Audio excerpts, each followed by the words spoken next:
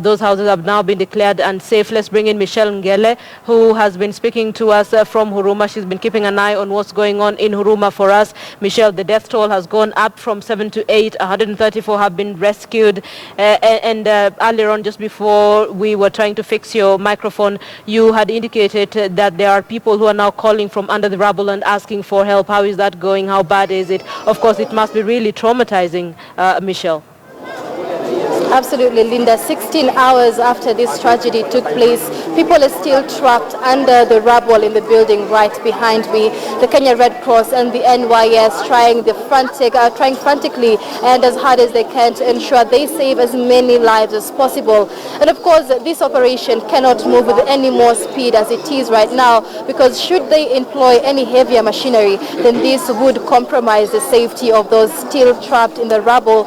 But the situation here, Linda, is getting a lot worse by the minute. We have had political leaders visit this area. President Uhuru Kenyatta was here a lot earlier. We did have the Nairobi County Deputy Governor Jonathan Mweke also visit this area. Inspector General of Police Joseph Boynet, and just now, Cabinet Secretary for Lands Jacob Kaimenyi has currently visited this area just to take a look at the rubble and how the rescue operations are going on. We'll be able to speak to him a bit later. But Linda, as I mentioned earlier, the adjacent neighboring buildings here have also been evacuated, many of them deemed unfit for settlement. But a bit further from here, about 100 meters from here, Linda, we do have people who are currently displaced and outside their homes. And there is an ambulance that is coming in now. I believe those who were calling out for help have been rescued, or at least the ambulance is just now going down to access this area. Cabinet Secretary for Lands Jacob Kaimenyi is currently trying to speak to some of the Red Cross operators here. But this is the Red Cross. This is the ambulance, Linda, that will be rescuing those who have been found. But like I was saying, many people here are already outside their homes with their belongings, saying they have witnessed cracks in their houses, and some of them are very afraid that the same occurrence that happened last night will be happening to them. And I would like us to speak to some of them, Linda, who will be joining us. Asante sana kujiunga nasi.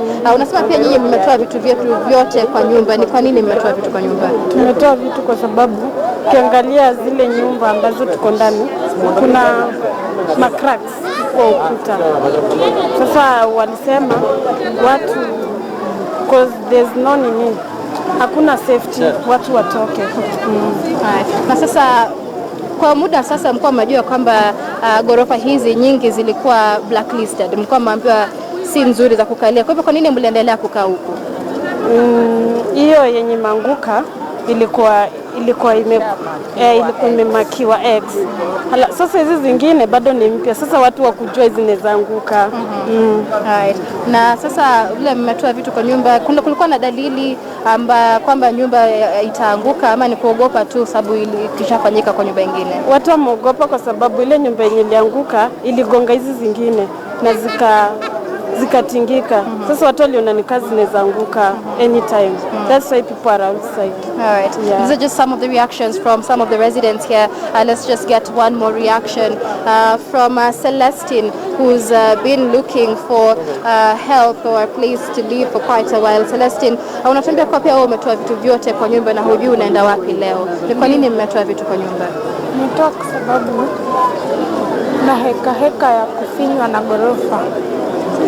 But venye ghorofa ya huku ilifinya huku, tukapasua ile nyuma, tukabondeka ile, ndio tukaamua tuame. Sasa mnaujua kama unaweza enda wapi leo? Unajua utaenda wapi ama una mahali pa kwenda? Sina mahali pa kwenda, nyumbani ni mbali, hata sijui bwanangu ameenda wapi, sijamuona tangu jana usiku mpaka wa leo, sijui amekula, sijui amelala wapi. Kwa hivyo asante sana kwa kutongelesha. Now Linda, those are some of the reactions from the residents here, not just the people from the collapsed building that have been affected, but people even from the adjacent neighborhoods. Many people here don't know where to sleep at night. We did speak earlier to the chair of the National Disaster Coordination Authority, and they told us that the people that have been displaced here today have been asked to relocate to Daima Primary School, which is quite close to this area, and that's where they will be seeking shelter, but they will definitely have to look for new places of residence. Now, Linda, let's now just speak to Mohammed Tozuri, who is here, the chair of the National Lands Commission. He has just graced this site now together with Cabinet Secretary for Lands, Jacob Kaimenyi. Thank you so much for joining us this afternoon. You've just visited this area. What do you make of the situation here? Well, I think there is a disastrous area. First of all, I want to say that we are very saddened by this and pay condolences to the people who have lost their lives, their families. But you can see that, people forget that water does not forget its cause. This is an area which is a water route. So construction ought to have stopped somewhere. Allocation of this land ought to have stopped before you go down there, because the type of soil I know we have here is the black cotton soil. It's a very weak type of soil. For you to have a found building here, it must be the foundation must be very deep, and then the sizes of the Huruma, the steel rods, is not less than Y12, not less than Y16, up to Y20. But the way I've seen the roads, steel roads which are there, are less than even Y6. And the question then, Mr. Suzuri, would be, how is it possible that construction has been taking place here? People have lived here for years, and the Ministry of Lands had no idea? It is, they had an idea. I think, as I said, the problem is the allocation.